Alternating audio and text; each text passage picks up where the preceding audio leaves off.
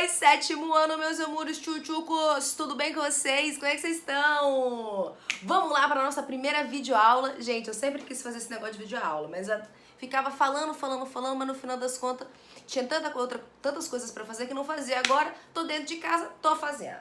Vamos lá, que o que a gente vai precisar para essa aula é Peraí, que era pra dar certo, não deu. Aê! Apostila. 2, marca-texto maroto, que vocês sabem que a professora de vocês adora marcar as coisas e deixar lá registrado, não é verdade? Então, simbora! Meus amores, nos nossos últimos vídeos, naquelas atividades que eu deixei pra vocês lá no mural de recados da nossa agenda escolar, eu deixei vários vídeos, ou 2 ou 3, se eu não me engano, falando sobre as grandes navegações já. Então a gente fez uma revisão sobre aquilo que a gente já estava estudando na sala de aula, que é Renascimento, tudo bem? E chegamos aí nas grandes navegações até mesmo antes de começar essa quarentena, esse recesso aí que a gente está vivendo. Tá bom? Então o que eu vou fazer agora? Eu vou amarrar as últimas informações, explicar as últimas coisas que faltam, para a gente depois continuar as nossas atividades, beleza? Então pega aí a sua apostila, se você não pegou ainda, dá um pause nesse vídeo, tá bom? Dá um pause nesse vídeo, vai lá e pega. E olha só, lá na sua página 31, a gente já marcou até mesmo na sala de aula, falando sobre o comércio com o Oriente, a aliança lá na página 32 entre Estado, burguesia e igreja. Para lembrar então o que estava acontecendo naquele momento, os turco-otomanos fecham o canal, tomam o principal canal de ligação da Europa com a Índia, que era onde eles pegavam especiarias, tudo bem? E começam a querer revender aquilo muito mais caro e começam a dominar aquele espaço. Então Portugal e depois Espanha, eles vão pensar o seguinte, olha só, por que a gente não dá a volta então na África e chega lá do outro lado para a gente conseguir essas especiarias por nós mesmos? O que será? Por que não dá pra fazer dessa forma? Só que, gente, olha só, tudo isso gasta money, não é verdade? A gente sabe disso. E como já foram coisas que a gente colocou lá na nossa sala de aula, eu só vou repetir aqui rapidinho pra fazer uma lembrança. Ó, lá na página 32 tem um quadrado aqui, ó, um retângulo, na verdade, tá vendo aqui, ó? Que é esse que eu vou ler de novo agora. Por quê? Precisava de dinheiro. Aquela sociedade era uma sociedade nova, agora com o grupo da burguesia, que acabou de nascer. Lembra todo mundo disso, né? Tenho certeza que lembra, vocês são inteligentes. E aí cada pessoa tinha um interesse. Tanto a Igreja Católica no momento tinha um interesse, quanto o rei tinha um interesse, quanto a burguesia. Agora vamos relembrar qual era o interesse de cada classe? Olha lá. A Igreja Católica tinha interesse de quê? Desejava expandir a fé católica e conquistar mais fiéis. É isso que vai dar origem às cruzadas, meus queridos, que são coisas que a gente também vai estudar melhor. Eu falei um pouquinho na sala, mas em outros vídeos eu vou aprofundar sobre isso, tá bom? Vamos seguir. O rei, ele desejava o quê? Fortalecer a economia, tornando o reino poderoso e rico. Queria ainda expandir o próprio poder, conquistando os novos territórios, meus amores. Porque naquele momento, então, ele precisava de quê? Ter ainda mais gente para ter mercado consumidor, para conseguir matéria-prima e para conquistar o seu poder. Quanto mais terras tinha um rei, mais poderoso ele era. Ok? Continuando. E a burguesia, gente, aquela classe marota, ela desejava o quê? Desejava encontrar mercadorias que pudessem ser revendidas a altos lucros. É aqui que nasce o cerne do capitalismo. Como assim, professora? O cerne do capitalismo é a origem, é o coração, é o útero, é o intestino do capitalismo, vamos dizer assim. É aqui que se começa a ver e a entender que quanto mais eu vendo, quanto mais mercado eu tenho, mais lucro eu também tenho. E é isso que eles querem. Beleza?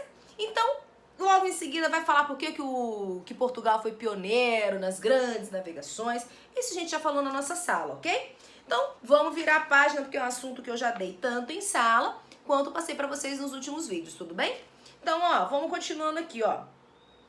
Uma coisa que a gente tem que sempre lembrar naquele desenho maravilhoso que eu fazia lá das Áfricas é que os portugueses e espanhóis, até eles conseguirem contornar a África e chegar lá na Índia, não foi assim de um dia para o outro. Eles demoraram muito tempo, erros e acertos. E entre esses erros e acertos, eles iam fazendo uma coisa chamada feitoria. Isso no nosso último vídeo também estava lá. As feitorias eram aqueles lugares de portos que eles tinham ali no litoral da África, tá bom? Aí a gente passou ali página 35, pode virar que a gente também já falou. Agora eu vou falar um pouquinho mais com vocês na página 36, falando sobre as viagens espanholas. E por que elas foram tão importantes? Porque nas Big Navigation, para aqueles que são mais índios, vocês sabem disso, teve duas figuras importantíssimas que são relacionadas aos espanhóis, porque eles nasceram na Espanha. Ah, pegou essa? Olha só, que é Cristóvão Colombo e Américo Vespúcio. Olha só, Cristóvão Colombo, depois de Pedro Álvares Cabral, ele também vai fazer uma rota aí e vai chegar aqui nas Américas, vai contar lá para o rei espanhol que existia realmente ali uma terra, mas era Índia, não era Índia, era um pedacinho da África, não era um pedacinho da África, eles ainda estavam discutindo essa verdade, se era, se não era, até então que Américo Vespúcio chega à conclusão fatídica que se tratava de um novo continente. E por isso aquele novo pedaço de terra ali vai receber o nome de América. Olha como é que eles são criativos. Ai, cansativo, né, gente? Então pega a visão comigo aqui lá na sua página 36, que tá dizendo assim, olha só. Lá no último parágrafo aqui, a gente vai ler aqui, ó. Cadê? Aqui, ó, nesse último parágrafo da página 36, olha só. A primeira viagem financiada pela Espanha foi a do navegador Cristóvão Colombo, que é o que eu acabei de falar, que acreditava na esfericidade da Terra, quer dizer, ele acreditava que a Terra era redonda, tá bom? E pretendia chegar até as Índias por um novo caminho. Munido de mapas produzidos pelo geógrafo Paolo Toscanelli, Colombo primeiramente solicitou o patrocínio do infante Dom Henrique de Portugal. Aí vai continuando, né? Por conta disso, Cristóvão Colombo então ofereceu seus préstimos aos reis espanhóis que patrocinaram a viagem esperando obter grandes lucros caso Colombo estivesse correto sobre os novos caminhos para a Índia. Vira a página, vamos lá na página 37. A rainha Isabel de Castela convenceu ou concedeu a Cristóvão Colombo 3 embarcações que partiram de Porto de Palos em 3 de agosto de 1492 rumo ao ocidente. Beleza, então aqui a gente já sabe que no final das contas Cristóvão conseguiu aquilo que ele queria. Vamos passar para o outro parágrafo que é mais legal. O navegador português, então, Fernão de Magalhães, a serviço do rei espanhol, realizou a primeira viagem de circunnavegação da Terra. Professora, que nome difícil. Na verdade, é aquele negócio de circular a Terra, ele queria fazer uma volta completa. Não era mais nada do que isso, só o nome que é feio. Tá bom? Continuando. Em 1519, ele partiu com 5 navios e 265 marinheiros, com o objetivo de chegar até a Índia, mas ainda sem saber se era mesmo. Vamos olhar aí esse mapinha da página 37, seguindo essa linha, você vê que era mais ou menos aquilo que ele queria, tá bom? Então, você aí na sua casa vai analisar esse mapa que tá explicando exatamente aquilo que eu tô falando. Ele acreditava que a gente podia dar essa volta aqui e chegar do lado de cá. Tudo bem? Então, olha aí com calma, dá pausa no vídeo, ou vê depois do vídeo também, não tem problema não. Tudo bem? Agora a gente vai chegar na página 39, que é uma coisa maravilhosa, que a gente vai falar logo de uma coisa chamada de Tratado de Tordesilhas. Nada mais vai ser do que a divisão do novo continente, do continente americano, entre aquele que vai ficar com a Espanha e aquela parte do terreno que vai ficar com Portugal. Vamos lá então na página 39, acompanha comigo assim, ó. Enquanto Portugal se voltava para a conquista de territórios na África para o comércio com o Oriente, os espanhóis chegaram ao território até então desconhecido para os europeus, o qual posteriormente foi batizado de América. Aqui nessa página 39 vai explicar o que a tia já acabou de falar para vocês, tá bom? Então você pode pegar aí uma caneta ou um lápis e colocar assim, ó, explicação de como a América ganhou o nome de América. Tudo bem? Nada mais isso. Então esse pedacinho aqui da apostila, nessa página aqui, cadê? Aqui, ó, tá explicando o que eu acabei de contar para vocês. E como a gente já sabe, a gente vai só fazer esse asterisco ali do lado e escrever explicação de como a América ganhou o nome de América. E já tá excelente, porque você já sabe, né, meu amor? Então vamos lá pra página 40. Lá no primeiro parágrafo. O Papa Alexandre VI julgou a disputa e estabeleceu uma linha imaginária 100 léguas a oeste do arquipélago de Cabo Verde. Professora, que disputa de imaginária é essa? Essa que eu acabei de falar, que a gente vai chamar de Tratado de Tordesilhas. Porque a Espanha e Portugal depois ficaram naquela. Quem descobriu, quem não descobriu, de quem é a terra, de quem não é a terra, aquela coisa danada, cada um queria um pedacinho. Tudo bem? É essa disputa que esse senhor aqui, que esse Papa Alexandre VI vai dar ali mais ou menos uma solução, tá bom? Continua comigo. As terras a oeste da linha pertenceriam à Espanha e as que se situavam a leste a Portugal. Tal resolução foi registrada em um documento chamado Bula Inter Coetera. Difícil, né? Bonitinho, chique esse nome. Vamos lá. O rei português Dom João II, no entanto, questionou a decisão do Papa, que era espanhol de nascimento, ora pois. Assim, um novo acordo foi firmado entre eles, determinando uma linha que passava 370 léguas do arquipélago de Cabo Verde como fronteira entre Espanha e Portugal. O novo tratado foi denominado de Tratado de Tordesilhas. Aê! Muito bom, muito bom. Olha aí esse mapinha que tem aí embaixo pra gente mostrando como que seria esse Tratado de Tordesilhas. Só que, gente, era uma coisa muito complicada, porque no final das contas, Portugal não sabia exatamente da extensão das terras que se tratava a América.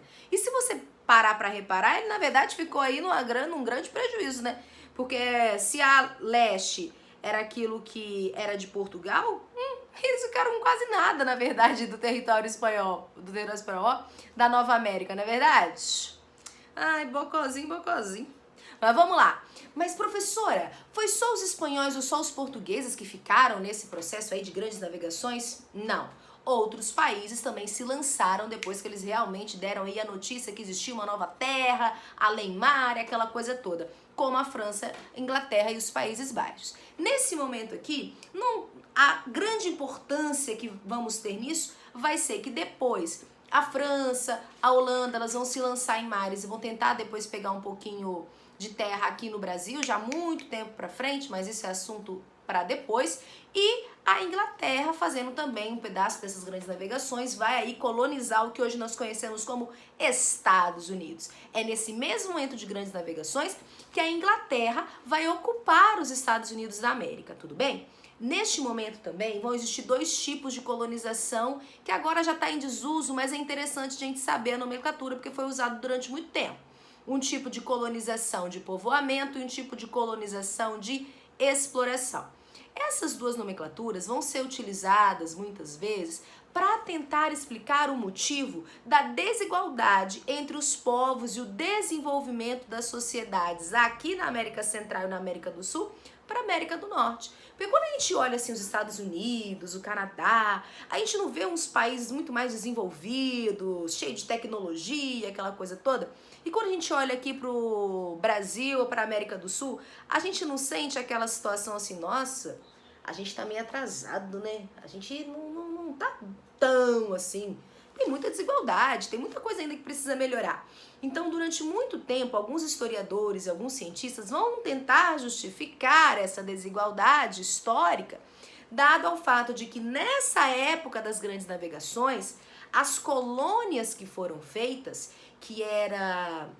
as colônias eram, na verdade, aqueles pedaços de terra fora do país de origem, quer dizer, se Portugal tinha encontrado um pedaço de terra, aquele pedaço de terra se tornava colônia de Portugal através do pacto colonial. A gente também vai falar um pouquinho mais pra frente, mas é só pra gente saber o que significa a palavra colônia, tá bom? Então a Espanha, com aqueles pedaços de terra que tinham achado aqui na América, também tinha a sua porcentagem de colônias. Portugal, a mesma coisa, que por exemplo é o Brasil. E a Inglaterra, a mesma coisa com os Estados Unidos. Então eles vão querer explicar que, olha, o Brasil e a América do Sul, a América Central, ficou mais ou menos desse jeito nessa desigualdade toda, porque aqui, Espanha e Portugal praticaram a colonização, o tipo de colonização de exploração. O que significa isso? É você ir até um lugar, explorar e retirar os benefícios naturais que tem naquele lugar, em vez de levar para lá um processo de fato civilizatório e desenvolvedor para aquela região, o que é diferente da colônia de desenvolvimento que supostamente muitos durante algum tempo disseram que aconteceu nos Estados Unidos. Muitos disseram, que lá nos Estados Unidos a colônia de povoamento fez com que existisse uma certa exploração do ambiente natural, porém a intenção maior era ocupar aquele espaço, era fazer com que o reino da Inglaterra se estendesse além mar. Não fazer só com que essas novas terras pudessem suprir, ou seja, dar matéria-prima e mercado consumidor para a Inglaterra. Não.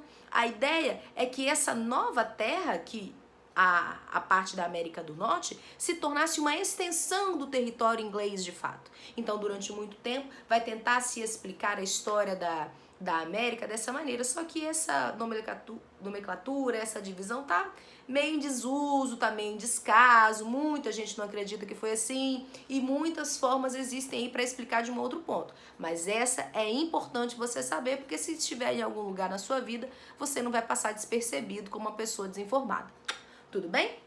Então, olha só, vira lá a página para mim, na página 41, eu quero que você também dê uma observada depois nessa página aqui, que vai falar de muita coisa importante, vai falar quais eram as principais especiarias, isso é legal você saber, tá bom? Vira lá então, a gente vai chegar na página 42, que tem exercícios, e eu quero que você faça os exercícios da página 42, tudo bem? Ó, é para fazer todos esses exercícios aqui e mandar para mim depois uma fotinha lá no Corrigindo Atividades para eu saber que você fez. Tudo bem? Então, professora, o que eu tenho que saber de mais importante das grandes navegações? Então, vamos lá. Primeiro de tudo, que elas vão surgir após o movimento do Renascimento, porque as pessoas começam a entender e acreditar que o mundo é redondo e não é mais plano. Depois, que ela vai ser originada, impulsionada porque os turco-otomanos tomam o canal que liga a Europa e a Índia e passam ali a fazer o controle daquela ligação, e as especiarias passam a ficar muito caras para serem compradas na Europa, porque eles vão fazer o monopólio do comércio, e a partir daí eles começam a pensar num novo jeito, então, de chegar até as Índias para conquistar aquilo que eles precisavam. Beleza? Terceiro ponto, que é nesse momento que a gente vai realmente descobrir a América, o continente americano como um todo. Primeiro, Pedro Álvares Cabral então vai vir aqui, vai chegar no Brasil e depois vai dizer que isso realmente existia. Depois Cristóvão Colombo também vai falar sobre a América, ali na América Central, mas quem vai de fato bater o martelo para dizer que isso é um novo continente vai ser Américo Vespúcio, e que vai ser financiado pelo governo espanhol, e por isso o continente americano vai ganhar o nome de América. Tudo bem? Depois a gente vai perceber que esse continente novo, esse continente americano, vai se tornar colônia. Uma colônia de exploração, a outra colônia de povoamento, que são coisas que eu acabei de explicar agora há pouco para vocês. Tudo bem, gente? Dúvidas? Questionamentos? Não? Então tá bom. O que a gente vai ver agora na nossa próxima... No nosso próximo estudo, nosso próximo capítulo? O capítulo 4 vai falar de reformas religiosas, que é o início, na verdade, não é a existência que eu ia falar, não. É o início daquele processo em que a Igreja Católica deixa de ser a única instituição cristã e passa a existir outras instituições também. Mas isso eu vou deixar para o nosso próximo vídeo, porque eu quero que você tenha isso aqui muito bem na sua mente, que isso fique muito guardadinho e fixado no seu coraçãozinho aí, tá bom? Pra gente não precisar mais ficar remexendo nesse negócio. O que mais é importante saber sobre isso? Que a partir desse momento que o tráfico de negros vai existir, mas isso a gente vai aprofundar depois, tá bom, meus amores? Fiquem tranquilos, fiquem calmos, que apesar de ser tudo muito novo, vai dar tudo muito certo, tá bom? Um beijo enorme no coraçãozinho de vocês, fiquem com Deus e até o próximo vídeo.